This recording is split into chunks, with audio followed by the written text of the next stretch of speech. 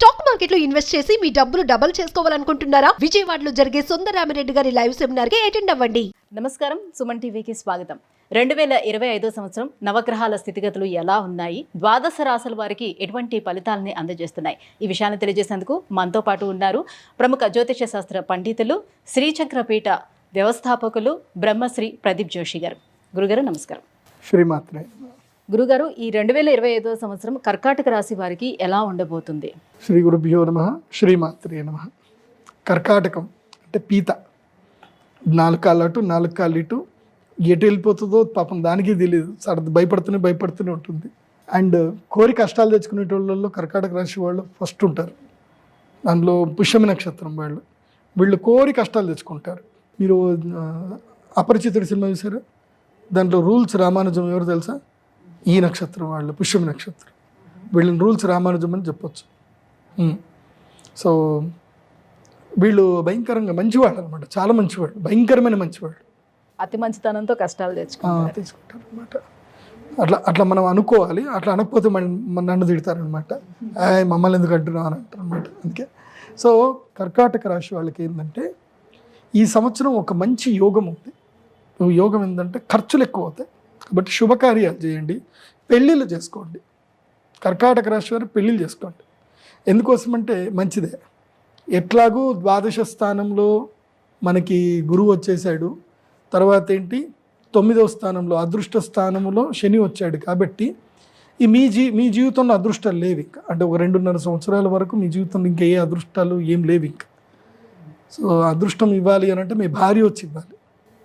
కాబట్టి మీ భార్య లేదా మీ భర్త ఇవ్వాలి. కాబట్టి పెళ్లి చేసేసుకోండి. ఈ 2.5 సంవత్సరాల్లో కింద మీద అనుకుంటారు, ఏదో చేస్తారు, తర్వాత అడ్జస్ట్మెంట్ అయిపోతే 2.5 సంవత్సరాల తర్వాత అదృష్టం వస్తుంది. కాబట్టి ఒక 2 ఏళ్ల వరకు ఏముంది, పెళ్లి చేసుకోండి. తిన్నామా, పడుకున్నామా, తెల్లారిందా, ఏదైనా టూర్లు పోయొచ్చామా, ఉన్న డబ్బులన్నీ ఖర్చు చేసామా, ఇంతే. సో ఆయుష్కరం. నేను కర్కాటక రాశి వారికి ఏం చెప్తాను అంటే లైఫ్ని ఎంజాయ్ చేయండి. ఇప్పుడంతా ఖర్చులు ఎక్కువ అవుతుంది, పెళ్ళిళ్ళు చేసుకోండి, పెళ్ళిళ్ళు చేయండి. తర్వాత వీలైతే తప్పకుండా హౌసింగ్ లోన్ తీసుకోండి, అప్పుల పాలు అవ్వండి. అవ్వాల్సిందే. మీరు అప్పుల పాలు అవ్వలేదంటే ఇంకో దగ్గర నుంచి డబ్బులు లాక్కపోతారు. కాబట్టి హౌసింగ్ లోన్స్ తీసుకోండి. అంటే గురువు వ్యయస్థానంలో ఉండడం వల్ల ఇది జరుగుతుంది. గురువు ఏం కాదు, భాగ్యశని ఏం చేస్తాడు అంటే భాగ్యమును హరిస్తాడు. సో భాగ్యమును హరిస్తాడు. అది కాకుండా ఏమిటంటే కనుక ఇప్పుడు వీళ్ళకి అష్టమ రాహు రాబోతున్నాడు. అష్టమ రాహు వస్తాడు. అష్టమ రాహు ఏం చేస్తాడు అంటే దెబ్బలు తాకిస్తాడు, సర్జరీస్ జరుగుతాయి, చాలా దారుణం జరుగుతాయి. కాబట్టి మనం అప్పుడప్పుడు ఈ వీడియోలు చూస్తూ ఉంటాం కదా, సడన్గా ఆడుకుంటూ ఉంటే వరదలు వచ్చి ఇట్లా కొట్టుకొని వెళ్ళిపోయి అయ్యయ్యో అలా అని అనుకుంటాం కదా.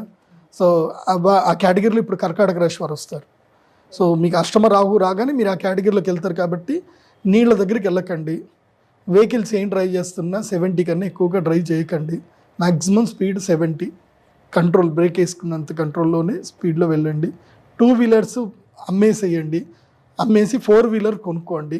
ఎందుకోసం అంటే 2 వీలర్లో చిన్న గతుకొచ్చినా పడిపోయి దెబ్బలు తగ్గించుకుంటాం. కాబట్టి తప్పకుండా కారు కొనుక్కోండి అని చెప్తా. కర్కాటక రాశి వారు ఈ సంవత్సరం ఎట్టి పరిస్థితుల్లో మంచి కారు కొనుక్కోండి, చిన్న దెబ్బలు దాక్కుండా ఉంటాయి. కాబట్టి నేను చెప్తాను కదా, ఆయుష్కరం, ఎంజాయ్ కరం. ఈ సంవత్సరం అంతా తగలబెట్టేసేయండి, డబ్బులన్నీ ఖర్చు పెట్టేసుకోండి. మీరు ఖర్చు పెట్టకున్నా అనవసరంగా ఎవడో చెత్తకపోతాడు. కాబట్టి ఖర్చు పెట్టి లైఫ్ని ఎంజాయ్ చేయండి.